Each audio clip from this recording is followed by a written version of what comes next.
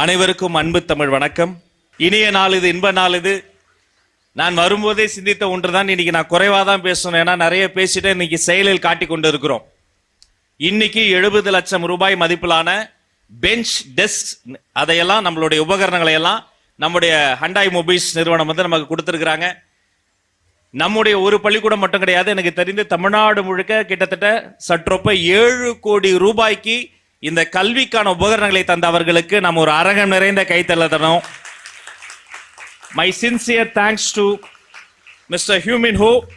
Thank you so much, sir. Thanks for your continuous support. Service to education is service to mankind. So உங்களுடைய இந்த பெரிய உதவிக்கு இந்த நேரத்தில் நாங்கள் நன்றியை சொல்லிக் கொள்கிறோம். இப்போ உங்களுக்கு நான் ஒரு செய்தி, உங்களை பார்க்கும் போதே ரொம்ப சந்தோஷமா இருக்கு. காலையிலே வீட்டில இருந்து கிளம்பி ரெட்டை ஜடை போட்டு ரிப்பன்லாம் கட்டி இன்னைக்கு எங்க ஸ்கூல்ல ஒரு ஃபங்க்ஷன் அப்படின்னு அப்பா அம்மா கிட்ட எல்லாம் சொல்லி சந்தோஷமா வந்து உட்காந்துருப்பீங்க. இது மாதிரி குட்டி குட்டி விழாக்கள்ல போய் நானும் உட்காந்துருக்கேன். ஆசையா இருக்கும், கீழே இருந்து பார்ப்பேன், மேடைக்கு மேல யாரோ வருவாங்க, பெரிய பெரிய பேச்சாளர்கள்லாம் வருவாங்க. நீங்கள் கடல்களை தாண்டலாம், மலைகளை தாண்டலாம், எவ்வளவு பெரிய தடைகளையும் தாண்டலாம். என் மைண்ட் வயசு, நான் 10ஆம் கிளாஸ் தாண்டறதுக்குள்ளே என்ன ஆவன்னு தெரியலையே, அப்படி பயந்துகிட்டு உட்காந்துருப்பேன். அப்ப எங்க டீச்சர்ஸ் வந்து என்கரேஜ் பண்ணுவாங்க, போடா மேல போய் நீ வந்து பேசு, நீ தான் நல்லா பேசு. ஐயோ வேணாம் டீச்சர், பயமா இருக்கு, போடா மைக்கு பிடிச்சி பேசலாமாங்க. இப்போ போய் நான் பேச ஆரம்பிப்பேன். சின்ன சின்ன விழாக்கள் கொடுத்தாங்க. ஒரு நீராறும் கடலுடுத்த தமிழ் தாய் வாழ்த்து பாட வாய்ப்பு கொடுத்தாங்க. அப்புறம் ஒரு வரவேற்புரை கொடுக்க வாய்ப்பு கொடுத்தாங்க.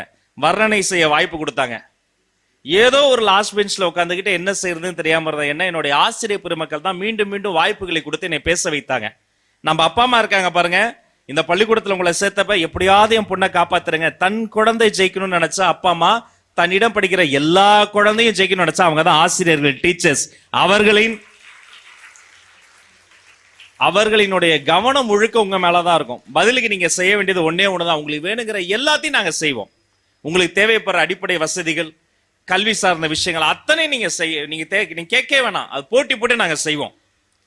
பதிலுக்கு நீங்க செய்ய வேண்டியது ஒன்னே ஒண்ணுதான், என்ன தெரியுமா?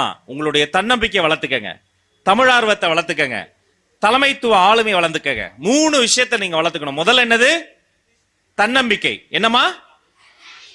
தன்னம்பிக்கையை நீங்க நல்லா வளர்த்துக்கணும். அந்த மனித உடல் இருக்கு பாருங்க, இதை 4ஆக பிரித்தால் கடைசியில் வரக்கூடிய கால் பகுதி கால், பூமியில் சாய்கிற போது முட்டுகிற இடம் முட்டி, உடலை 2ஆ பிரிச்சா இடையில வரக்கூடிய பகுதி இடை, அதை முட்டியோடு தொடுகிற இடத்தில் வைப்பது தொடை. கொஞ்ச நேரம் தான் சாப்பிடணும், கொஞ்ச நேரம் தான் இருக்கணும். வா இரு வயிறு, இதமான நினைவுகள் இருப்பதால் என்ன பேர் இதயம். மொத்த உடலையும் இழுத்து வைத்திருக்கிற இடத்துக்கு பேர் கழுத்து. கட்டளை முட்டமிடுகிற தலைவனின் பெயர் தலை. தலைக்கு மேல ஒண்ணுமில்ல முடிச்சுக்கனால இது முடி. 36 லட்சம் ஆண்டுகள்ல வெளியே தெரியாத இந்த எந்த விஷயத்தாலும் மனிதன் தப்பி பிழைக்கலன்னா டைனோசரஸ்க்கு இதை விட கை கால்லாம் பெருசு. அது அழிந்தது, மனிதன் தப்பித்தான். ஒரே வித்தியாசம் என்ன தெரியுமா?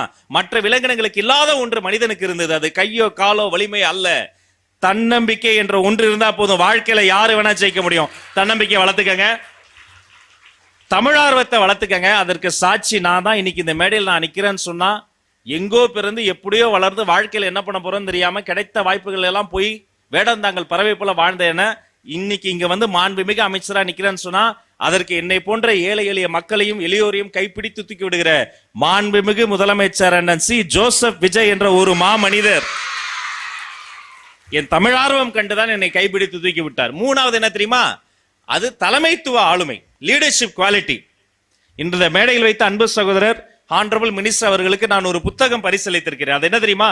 The greatest speeches of world. உலகத்தை உலுக்கிய உரைகள். ஒரு உரை என்ன பண்ணும்? உலகத்தையே உலுக்கிறோம். அந்த உரையை கேட்டு உலகத்துல புரட்சி நடக்கும். அந்த உரையை கேட்டு உலகத்துல சுதந்திர தாகம் வரும். அந்த உரையை கேட்டு உலகத்துல பல பேருக்கு கண்ணீர் வரும். அப்படி ஒரு உரை உலகத்தையே மாத்தம். ஏன் அந்த உரையை வந்து எழுதுனது வந்து இலக்கியபூர்வமா இல்லை, எங்கோ இங்கிலாந்துல பேசினது, ஆபிரகாம் லிங்கன் பேசினது இங்க இருக்கிற தமிழ்நாட்டில் இருக்க எனக்கு உழுக்குதே. அதுல இருக்கிறது தலைமைத்துவம், லீடர்ஷிப் குவாலிட்டி. அப்படிப்பட்ட ஒரு புத்தகத்தை அவன் கொடுத்துருக்கேன். ஏன்னா அவருடைய உரைகள் அப்படி பல விஷயங்கள் நான் பார்த்து வியந்திருக்கிறேன். வெறும் அலங்காரமாக பேசுவது கிடையாது, வார்த்தை அலங்காரம் கிடையாது, சும்மா இலக்கியமா மட்டும் பேசுவது கிடையாது. அதுல ஒரு லீடர்ஷிப் குவாலிட்டி வேணும். அந்த லீடர்ஷிப் குவாலிட்டி நீங்க கத்துக்கணும். ஏன் தெரியுமா?